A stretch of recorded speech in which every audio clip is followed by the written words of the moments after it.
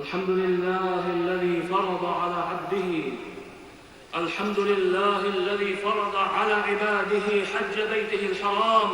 أحمده سبحانه، جعل ثواب الحج المبرور الجنة دار السلام، وأشهد أن لا إله إلا الله وحده لا شريك له، وأشهد أن سيدنا ونبينا محمدًا عبد الله ورسوله، نبي الرحمة سيد الأنام.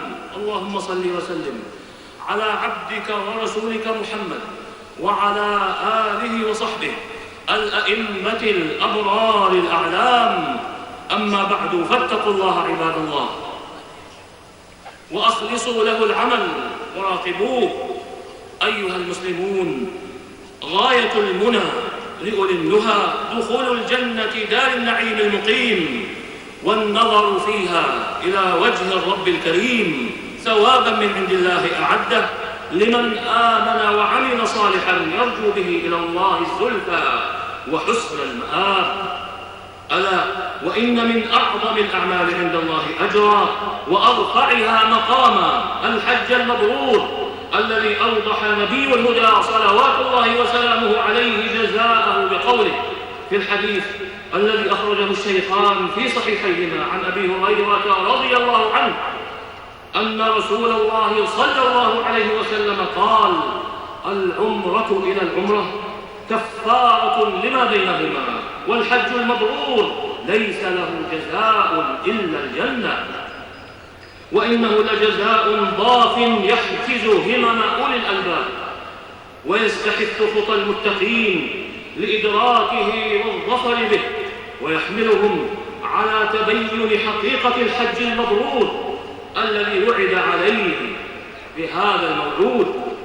إنه يا عباد الله الحج المقبول الذي لا يخالطه شيء من الإثم، وهو الذي وقع موافقا لما طلب من المسلم على الوجه الأكمل، ولا يكون كذلك إلا بإخلاص الحاج لله ومتابعته رسول الله صلى الله عليه وسلم في أدائه، وذلك يقتضي منه أن يعلق قلبه بربه وحده، مستيقنا أن الأمور كلها بيده سبحانه، وأنه المعطي المانع النافع الضار المحيي المميت، وأن غيره لا يملك لنفسه نفعا ولا ضرا، ولا يملك موتا ولا حياة ولا نشورا.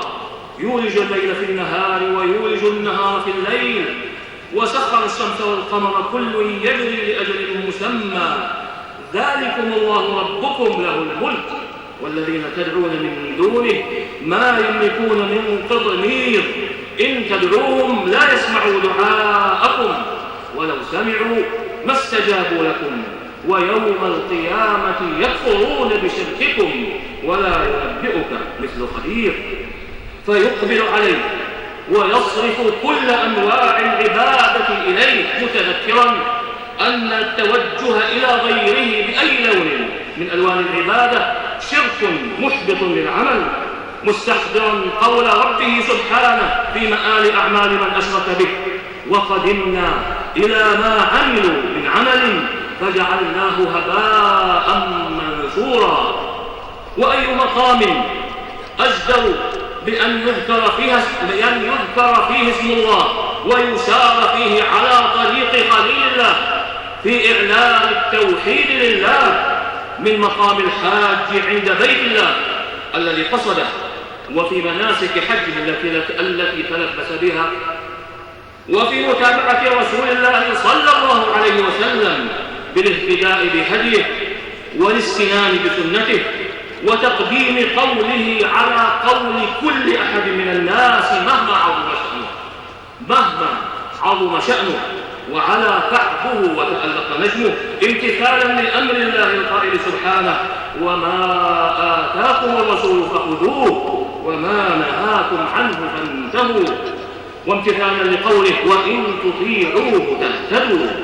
في هذه المتابعة يطمئن الحاج إلى موافقة الصواب في أعمال حجه، فإن النبي صلى الله عليه وسلم بين لأمته في حجة الوداع بين لهم المناسك بيانا واضحا جليا لا خفاء فيه، قائلا: لتأخذوا عني مناسككم، كما جاء في حديث جابر بن عبد الله الأنصاري رضي الله عنه في وصف حجة النبي صلى الله عليه وسلم، أخرجه مسلم في صحيحه وغيره. وبهذه المتابعة يحذر الحاج من الوقوع في كل ما يجرح حجه أو ينقص أجره، لا سيما حين يعلم ما جاء في سنته عليه الصلاة والسلام من كريم الأجر لمن صان حجه عن كل ما يكدر صفوه. ومن ذلك ما جاء في الحديث الذي أخرجه الشيخان في صحيحيهما عن أبي هريرة رضي الله عنه أن رسول الله صلى الله عليه وسلم قال: من حج فلم يرفث ولم يفسق رجع من ذنوبه كيوم ولدته أمه. والرفث هو غشيان النساء ودواعيه والكلام فيه وتكرار النظر على وجه الاستمتاع. وأما الفسوق فيدخل فيه أعمال الفسق وما يحرم من الكلام كالكذب والغيبة والنميمة والسباب والجدال المفضي إلى الخصومة وإيغار الصدور، لا سيما إذا اقترن برفع الأصوات بالكلام الذي يتأذى به سامعه. فإذا استشعر الحاج في كل خطوة يخطوها وفي كل منسك يؤديه أنه في هذا المكان الشريف والبقاع المطهرة التي اجتمع فيها شرف المكان وشرف الزمان وشرف الشعائر، استيقن أنه لا مكان فيها لرفث ولا لفسوق ولا لجدال، فيمضي أيام حجه منفقا كل جزء من وقته في طاعة ربه، تلاوة وذكرا وصلاة وطوافا بالبيت وإنفاقا في وجوه البر وإحسانا في كل دروب الإحسان.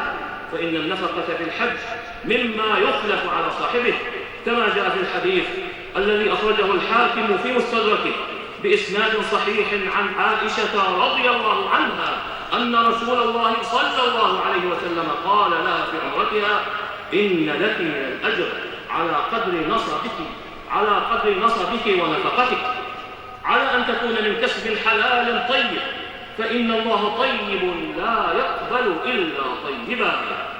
فيعقبه ذلك ويورثه لذة وسرورا وانشراحا وحبا لله تعالى ولرسوله صلى الله عليه وسلم ولدينه كلما أقبل على ربه واشتغل بمرضاته، ويرجع إلى بلده وقد صارت حاله أحسن مما كانت عليه، وهو علامة عند كثير من العلماء على الحج المبرور.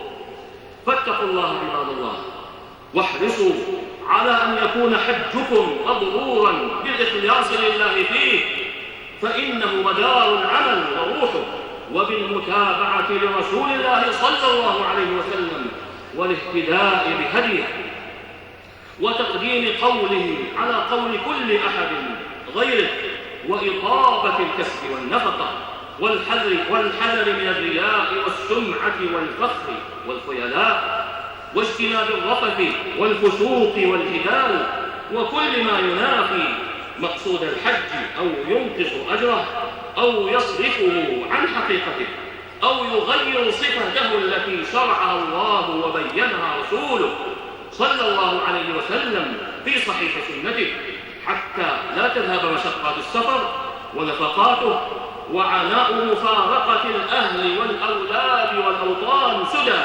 بشوفها بما يفسد الأعمال أو ينقص أجرها أو يذهب بالمقصود منها. أعوذ بالله من الشيطان الرجيم. الحج أشهر معلومات، فمن فرض فيهن الحج فلا رفث ولا فسوق ولا جدال في الحج، وما تفعلوا من خير يعلمه الله، وتزودوا فإن خير الزاد التقوى، واتقون يا أولي الألباب. نفعني الله وإياكم بهدي كتابه وبسنة نبيه صلى الله عليه وسلم. أقول قولي هذا وأستغفر الله العظيم الجليل لي ولكم ولجميع المسلمين من كل ذنب، إنه هو الغفور الرحيم.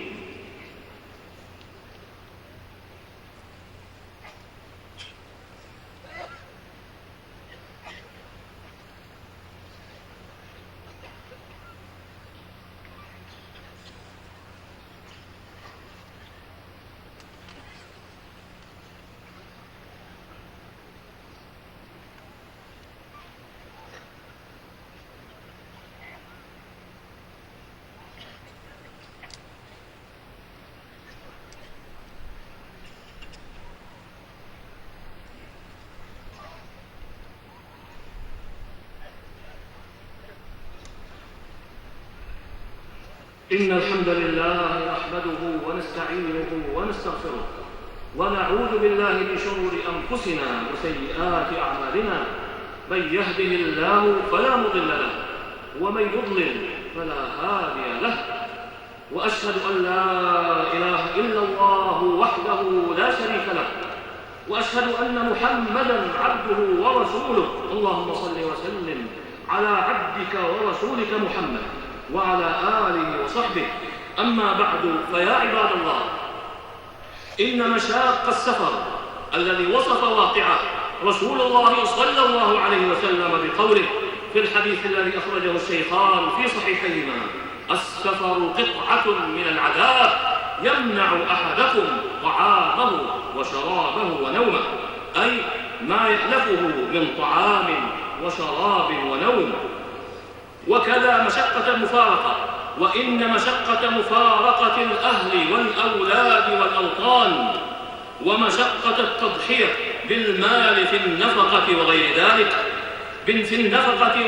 ذلك من ألوان المشاق التي يذللها ويسهلها ما يجده حاج بيت الله الحرام في قلبه من شدة حب الله وقوة الإيمان به وإيثار هذه المحبة على أشواق النفس ورغباتها وحظوظها. فإذا ملك الحاج نفسه وحجزها عن اللغو والرفث والفسوق والجدال والإيذاء، وألزمها حسن الأدب وأخذها بالإحسان في كل دروبه، وكان مطعمه ومشربه وملبسه ونفقته حلالا، وأدى مناسكه وفق ما شرعه الله مخلصا له متابعا رسوله صلى الله عليه وسلم، استحق هذا الثواب العظيم الذي بينه رسول الهدى صلوات الله وسلامه عليه بقوله: من حج فلم يرفث ولم يفسق رجع من ذنوبه كيوم ولدته أمه. أخرجه البخاري ومسلم في صحيحيهما. وإنه يا عباد الله لثواب ما أكرمه وما أعظمه وما أسعد من حظي به، ففاز عند الله فوزا عظيما. فاتقوا الله عباد الله واعملوا على الفوز بهذا الموعود تكونوا من المفلحين. واذكروا على الدوام أن الله تعالى قد أمركم بالصلاة والسلام على خير الورى، فقال سبحانه فقال جل وعلا: إن الله وملائكته يصلون على النبي يا أيها الذين آمنوا صلوا عليه وسلموا تسليما. اللهم صل وسلم على عبدك ورسولك محمد، وارض اللهم عن خلفائه الأربعة أبي بكر وعمر وعثمان وعلي، وعن سائر الآل والصحابة والتابعين ومن تبعهم بإحسان إلى يوم الدين، وعنا معهم بعفوك وكرمك وإحسانك يا خير من تجاوز وعفا. اللهم أعز الإسلام والمسلمين، اللهم أعز الإسلام والمسلمين، اللهم أعز الإسلام والمسلمين، واحم حوزة الدين ودمر أعداء الدين وسائر الطغاة والمفسدين، وألف بين قلوب المسلمين ووحد صفوفهم وأصلح قادتهم واجمع كلمتهم على الحق يا رب العالمين.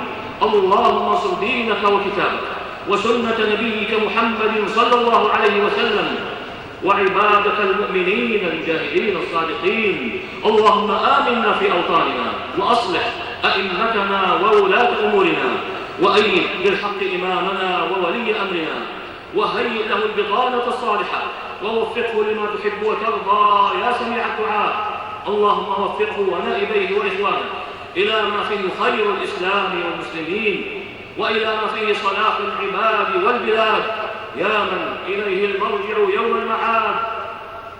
اللهم أحسن عاقبتنا في الأمور كلها، وأجرنا من خزي الدنيا وعذاب الآخرة. اللهم أصلح لنا ديننا الذي هو عصمة أمرنا، وأصلح لنا دنيانا التي فيها معاشنا، وأصلح لنا آخرتنا التي إليها معادنا، واجعل الحياة زيادة لنا في كل خير، والموت راحة لنا من كل شر. اللهم إنا نجعلك في نحور أعدائك وأعدائنا يا رب العالمين. اللهم إنا نجعلك في نحور أعدائك وأعدائنا يا رب العالمين. اللهم اكفنا أعداءك وأعداءنا بما شئت. اللهم اكفنا أعداءك وأعداءنا بما شئت يا رب العالمين. اللهم اكفنا أعداءك وأعداءنا بما شئت يا رب العالمين. اللهم إنا نعوذ بك من زوال نعمتك، وتحول عافيتك، وفجاءة نقمتك، وجميع سخطك. اللهم اشف مرضانا وارحم موتانا. اللهم آت نفوسنا تقواها وزكها، أنت خير من زكاها، أنت وليها ومولاها. اللهم تقبل منا حجنا واجعله حجا مبرورا يا رب العالمين. ربنا ظلمنا أنفسنا، وإن لم تغفر لنا وترحمنا لنكونن من الخاسرين. ربنا آتنا في الدنيا حسنة وفي الآخرة حسنة وقنا عذاب النار. وصلى الله وسلم على عبده ورسوله نبينا محمد وعلى آله وصحبه أجمعين، والحمد لله رب العالمين. الله أكبر الله أكبر، أشهد أن لا إله إلا الله، أشهد أن محمدا رسول الله. حي على الصلاة حي على الفلاح، قد قامت الصلاة قد قامت الصلاة. الله أكبر الله أكبر، لا إله إلا الله.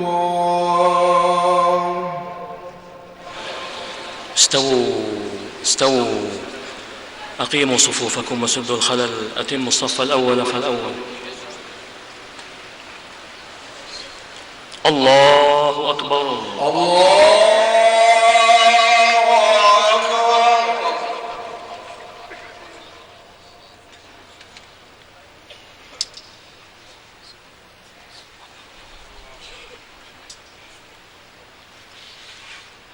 الحمد لله رب العالمين، الرحمن الرحيم، مالك يوم الدين، إياك نعبد وإياك نستعين، اهدنا الصراط المستقيم، صراط الذين أنعمت عليهم غير المغضوب عليهم ولا الضالين.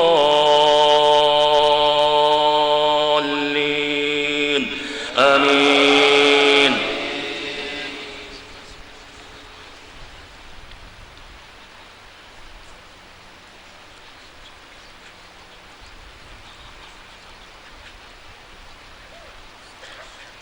والتين والزيتون وطور سينين وهذا البلد الأمين. لقد خلقنا الإنسان في أحسن تقويم، ثم رددناه أسفل سافلين، إلا الذين آمنوا وعملوا الصالحات فلهم أجر غير ممنون. فما يكذبك بعد بالدين، أليس الله بأحكم الحاكمين. الله أكبر الله أكبر.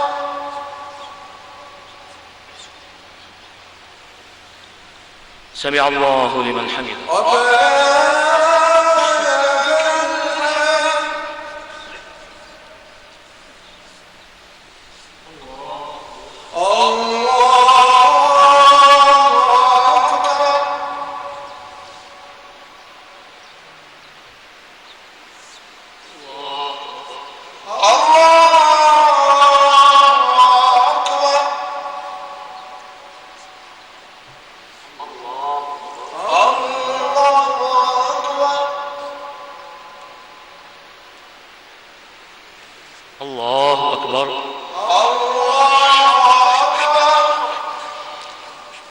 الحمد لله رب العالمين الرحمن الرحيم مالك يوم الدين إياك نعبد وإياك نستعين اهدنا الصراط المستقيم صراط الذين أنعمت عليهم غير المغضوب عليهم ولا الضالين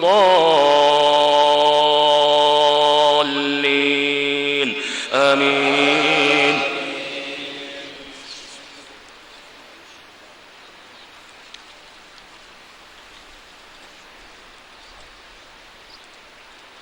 أرأيت الذي يكذب بالدين فذلك الذي يدع اليتيم ولا يحض على طعام المسكين فويل للمصلين الذين هم عن صلاتهم ساهون الذين هم يراءون ويمنعون الماعون. الله